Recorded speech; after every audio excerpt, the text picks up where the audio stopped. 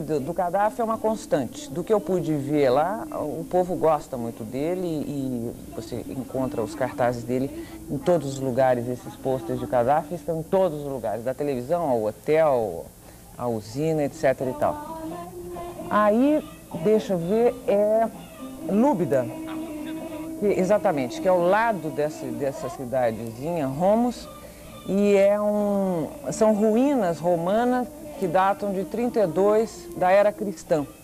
São lindíssimas essas ruínas ao lado do mar, que é raro, né, você encontrar ruínas bonitas assim ao lado do mar. E neste momento trabalham muitos coreanos. Existe muita mão de obra no momento na Líbia da Coreia do Sul, assim como de marroquinos. E coreanos estão trabalhando aí ao lado além das restaurações dessas ruínas, eles estão construindo um grande museu aí ao lado. Olha lá, o mar ao longe não, perto, bem perto dessas ruínas, é realmente muito bonito. Um anfiteatro de 32 da era cristã. Pronto. Eu acho que é uma ideia geral. A entrevista com Muammar Gaddafi vai ser reprisada daqui a pouco no meu programa. E uma entrevista que eu acho importante, a primeira que ele deu depois do bombardeio, e acho que ele disse coisas que no final todo mundo esperava. Não foi bombástico, porque talvez não seja o momento. O Gaddafi está um pouco fora do noticiário, inclusive a Europa toda. Passei por Paris, passei por Londres, eles estão se queixando de uma falta de turismo americano e que inculpam o Gaddafi diretamente por essa falta de turismo, pelo terrorismo. Terrorismo esse que Gaddafi levou à paternidade completamente. Então, acho importante ver a entrevista. Acho que falei um bocado, não falei, Ferreira? Falou, mas falou bem, Gabi. Então tá bom. Então, em frente. Muito obrigada pela participação no jornal. Até mais. E agora, a triste realidade brasileira. Remédios que podem... Aguardando a chegada do coronel Muammar Gaddafi para uma entrevista exclusiva, a primeira entrevista exclusiva que ele dá desde que houve o bombardeio. A casa é muito grande e sua área externa ficou desse jeito. Ela está no meio do complexo de Bab el-Azizia, uma grande fortificação que reúne várias instalações militares e é o centro nervoso do regime de Gaddafi. O que aconteceu naquela madrugada? Eram 2 horas da manhã e este quarto aqui era o quarto da mulher dele, Sofia. Ela estava aqui quando o bombardeio foi iniciado. Vocês estão vendo aqui a cama, aqui à esquerda algumas fotografias para vocês se inteirarem de quem é a mulher do Gaddafi. Esta é a mulher do Gaddafi, aqui com um dos filhos no colo. Aqui Sofia, mulher do Gaddafi, recebendo uma visita da África. Esta é a menina Hannah, a filha adotiva do casal, que morreu durante este bombardeio. A última fotografia ali, essa senhora é a mãe do coronel Gaddafi. Bom, o coronel Gaddafi não estava aqui nesse quarto. Aliás, essa pergunta que corre até hoje pelo mundo. Onde estaria Gaddafi nessa hora? Especulam, dizem que ele não estava aqui, estava em outra cidade, ou estava se escondendo. Não. O que nos contaram até agora foi o seguinte: ele estava na casa e nessa noite ele estava lendo. Ele foi pegar um livro na biblioteca, que vocês vão ver comigo agora onde era. Pegou esse livro e, para não incomodar a mulher Sofia, foi ler no outro quarto. Vocês vão ver agora em que estado ficou o quarto dele, o quarto em que ele se encontrava. Bom, então, esse era o quarto onde estava o Gaddafi, às 2 horas da manhã, na hora do bombardeio. Ele estava aqui nessa cama, recostado, lendo. Segundo seus assessores, ele tinha acabado de chegar do trabalho. Ele fica numa tenda fora da casa, ali fora, ali embaixo, no meio do parque, do jardim, dessa localidade onde ele reside, e fica despachando e fica recebendo pessoas. Ele chegou, viu a mulher que estava dormindo, pegou o livro na biblioteca, veio para cá. Quando aconteceu o bombardeio, ele saiu em desespero e ficou nesse pedaço aqui. Vem aqui comigo, vocês vão ver. Ele ficou aqui nesse pedaço, sem saber muito bem para onde é que ele ia. Se ele entrava aqui, socorria a mulher no seu quarto, esse é o quarto da mulher, ou se ele ia para lá, no quarto onde estavam as crianças. E vocês vão ver agora comigo em que estado ficou. Aqui é a biblioteca, de onde ele tirou o livro e levou para ler lá no seu quarto. Então eu estou saindo aqui da região dos quartos. Um quarto fica de frente para o outro. O quarto de leitura do Gaddafi e da mulher dele, Sofia. Essa aqui é a área onde ele atravessou na hora do bombardeio, é onde fica a sala de estar, onde ele vai me dar entrevista, ali no meio. Ele passou por tudo isso aqui e veio para cá, para onde estavam as crianças naquela hora. Vem aqui, vocês vão ver. Está tudo muito prejudicado, tudo bombardeado, mas realmente a parte mais atingida foi o quarto das crianças, onde morreu a pequena Hannah, a filha adotiva do Gaddafi. Esse aqui é o quarto das crianças. Eles deixaram exatamente como estava desde o dia do bombardeio. Os cadernos das crianças no chão, as camas, essa posição exata em que ficou tudo no dia do bombardeio, na madrugada de 16 de abril, 2 horas da manhã. Olha aqui, nos cadernos, sabe o que está escrito? Eu sei porque os assessores me contaram. Está escrito Aisha. Dizem que Aisha é a filha predileta do Gaddafi, tanto é que ele deu a ela o nome da mãe. Ele tem uma filha e 3 filhos, e fora a Hannah, adotiva, que morreu. Haifa, Ramis, Saif al-Islam e Matassam. Os cadernos deles estão todos aí.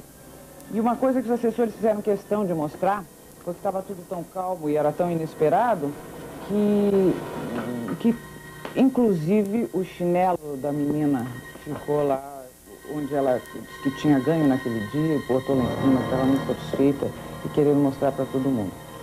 E isso foi o que restou da casa do coronel Muammar Gaddafi depois do bombardeio de 16 de abril.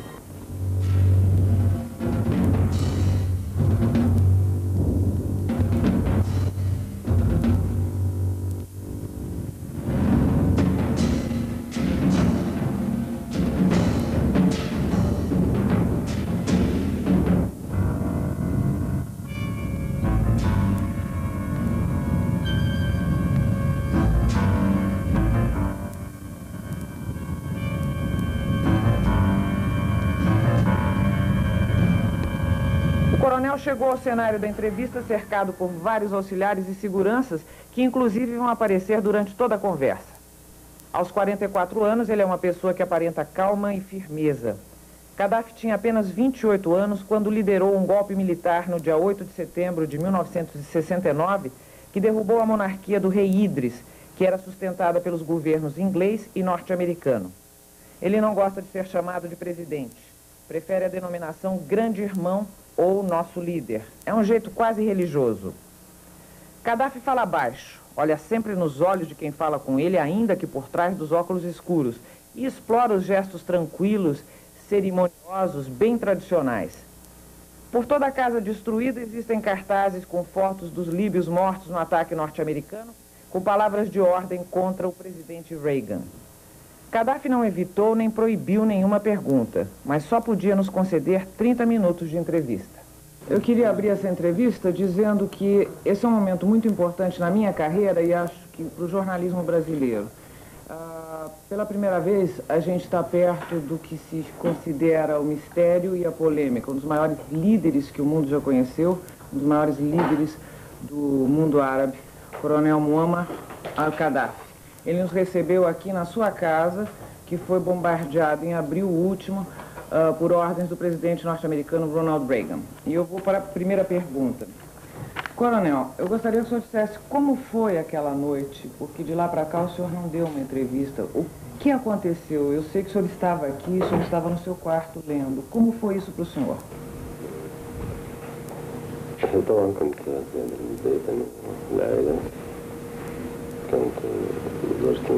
Eu estava em casa e a minha mulher, que não passava muito bem, foi se deitar. Enquanto isso, eu fui para o meu quarto e fiquei acordado porque estava prevendo uma agressão americana contra a Líbia. Mas não estava pensando que a minha casa seria o alvo. E, de surpresa, vi as bombas se concentrando sobre a minha residência.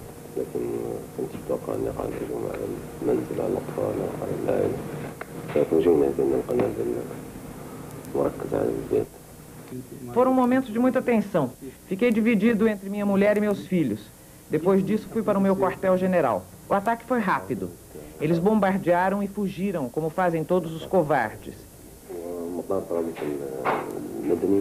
Verifiquei depois que muita gente foi morta ou ferida e que 2 aeroportos civis, Benghazi e Trípoli, foram atingidos. Esse assunto o comove, a impressão que me dá é que ele fica, que o incomoda, que o comove de alguma forma.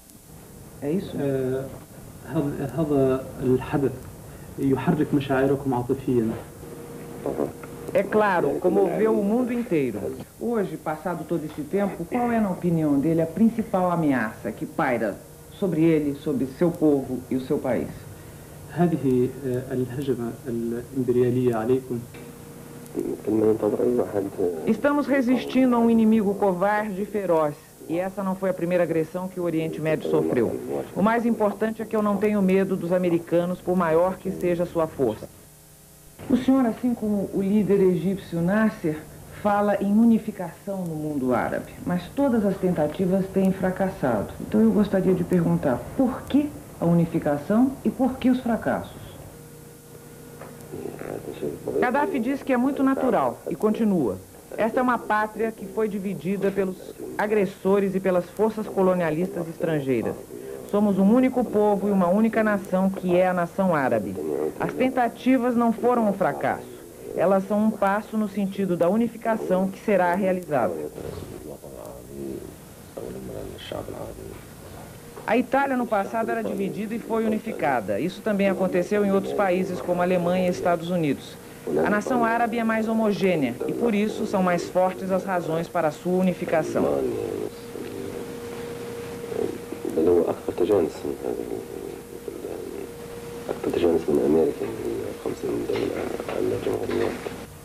Mas eu quero falar, então, de 3 focos de tensões no Oriente Médio.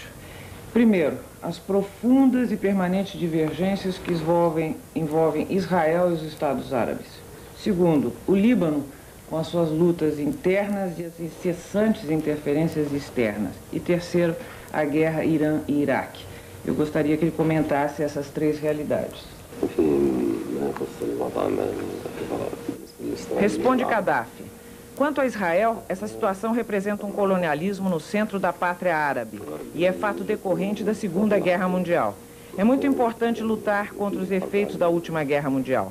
A criação do Estado de Israel foi causada pela perseguição do mundo ocidental aos judeus. Os judeus devem voltar para seus países de origem e o Ocidente deve parar de persegui-los.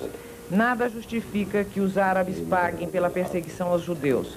Nós não aceitamos a divisão do Oriente Médio por questões religiosas. Se fosse assim, o mundo teria que ser redividido em bases religiosas.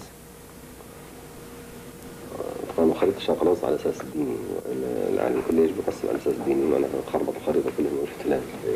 Israel é indestrutível? يمكن تحرير فلسطين. نعم سيدي. يمكن تحرير فلسطين. É possível libertar a Palestina. Em relação ao Líbano, sua população é constituída de cristãos e muçulmanos. Os israelenses aprofundaram as divergências religiosas e hoje temos a luta entre forças progressistas árabes de esquerda e forças reacionárias lacaias do Ocidente. Quanto à guerra Irã-Iraque, ela se situa no quadro político criado pelo imperialismo. O objetivo é, de um lado, desviar a revolução iraniana e, de outro, enfraquecer as forças árabes. Que solução o senhor viria para o conflito Estados Unidos-União Soviética? O senhor teme uma guerra nuclear? ما هو الحل الذي تجده للخلافات الموجودة بين الاتحاد السوفيتي والولايات المتحدة؟ هل تخاف من حرب نووية؟ Toda a humanidade hoje tem medo de uma guerra nuclear. De minha parte, farei tudo, junto a outras forças de paz, para evitar essa guerra. Mas quando um fútil e louco como Reagan chega ao controle de uma grande potência, a ameaça é constante.